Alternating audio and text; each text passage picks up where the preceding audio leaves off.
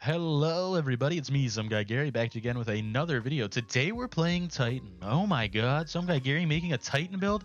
What? We thought it would never happen. Yes, today we have a Void Titan build, ladies and gentlemen. We're using Doomfang Pauldron. Armor perk, Horns of Doom. Defeating targets with Void damage has a chance to grant an escalating bonus damage with Void weapons, which is super good in this case for what heavy I am using. Defeating targets with Void melee grants super energy. While Sentinel Shield is active, defeating targets with melee attacks recharge Shield Throw, which extends your super on hitting a target.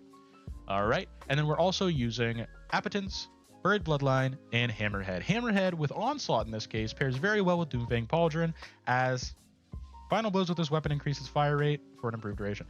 It just kind of pairs well, it's fun, it makes melting normal adds plus some champions a bit easier. Buried Bloodline is an insanely good weapon, it's not too hard to grind for. You just got to run some Warlord's Ruin, I believe the dungeon is called, and eventually it'll drop. And then we're using Appetence pretty much exclusively just to cover champions. However, you also have Overload. Today is Anti-Barrier and Overload for the Lost Sector, so I don't really need it, but it's still just a fun gun to use. So we're hopping up into Sentinel.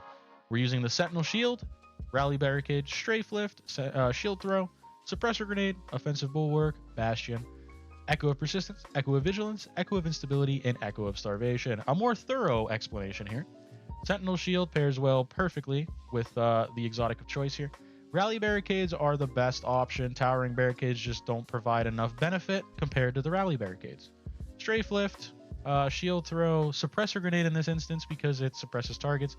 If you don't, for some reason, have access to Overload, this is a great substitute for that. Offensive Bulwark, while you have an Overshield or inside a Ward of Dawn, your grenade charges significantly faster, you have increased melee range and damage, and melee final blows restore a portion of your Overshield and extend its duration. You gain an additional Shield Throw while in Sentinel Shield. Bastion, cast your super to grant Overshield to nearby allies. Casting your Barricade grants Overshield to yourself and nearby allies and empowers it, enabling it to slowly regenerate the Overshield of allies bunkering behind it. So what I like to do with this build is cast the Rally Barricade and then just start popping things with the Hammerhead. It's super fun, super satisfying. If you have a different Void LMG, there are 3 very good ones. I would say Hammerhead's kind of easier to grind. Commemoration, or it's a raid one, so it's a bit tougher.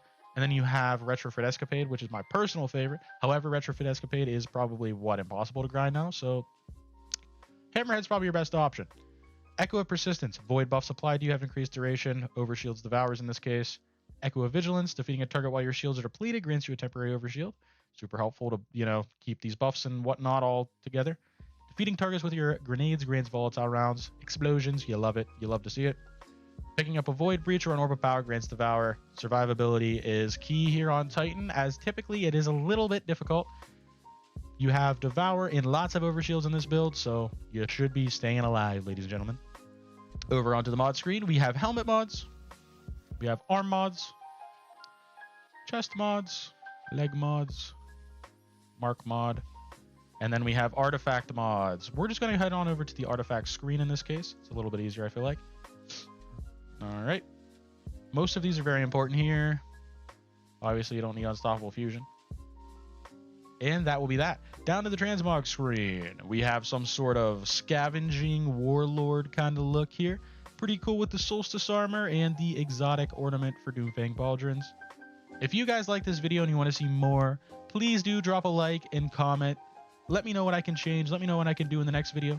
If you want to see how this build is used, stick around. If not, I will see you in the next video, gamers. Thanks for watching. So a decent idea. We're kind of using the Hammerhead as a pseudo primary weapon in this case. Just start spreading down fire with it. Get the stacks going with Onslaught as well as Doomfang Pauldron for more damage. Rewind rounds make it real nice. Pop that little Void Overshield, hunker behind it, as that is the play. Kind of cowardice, right? But it works wonders, ladies and gentlemen. Throw a suppressor nade, spawn camp them. Start pushing up a bit.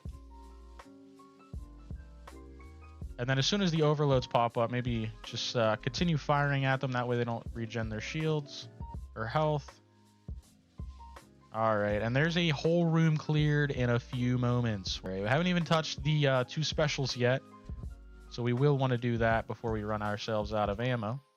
With the heavy, go ahead and I'm just going to overload him with the trace rifle this time around. I don't want to waste all my heavy ammo.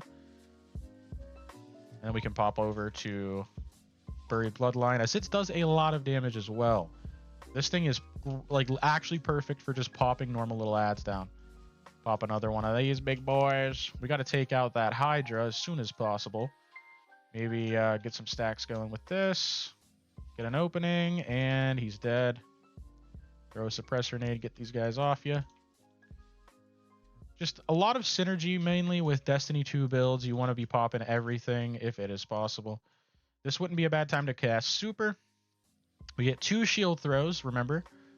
And if you get kills with them, it extends it. So make sure you're popping the shield throws while his Sentinel shield is active. It makes this Super pretty viable. Eventually, you can kill them if you're good. If you're better than I am, you could have already had them killed, right? However, there they are. Always just pop a finisher when you see that little yellow orb above their head. Makes it a lot easier. And again, if you look down above the abilities, our super is almost charged again already. We have almost max ammo in our hammerhead.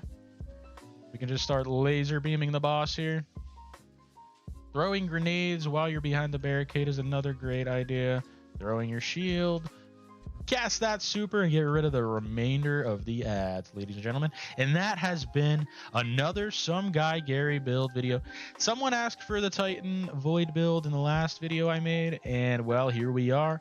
I took that as a challenge to make a viable, fun, I guess, build that I would play. I'm going to play this Titan build. It is so much fun.